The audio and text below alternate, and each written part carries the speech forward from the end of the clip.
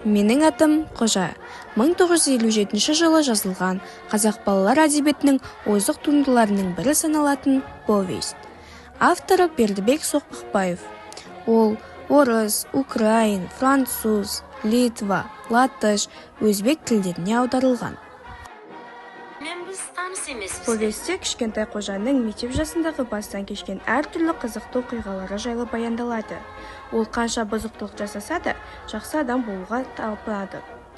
Өзінің жасаған бұзықтықтарының бәрі әкесіз өскендігінен деп ойлайды. Қожа өзінің мінезін, тәртібін өзгертуге тырысады.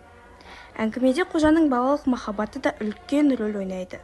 Ол сыныбындағы үлгілі, тәртіпті де, әрі сабағын үздік оқитын Жанар деген қызы жақсы көреді. Тіпті кей кездері Жанарға арнап өлең де шығарды. Жанарды әрқашан көргісі келіп тұрады. Және де Қожаның ең үлкен арманы ол жазушы болу еді.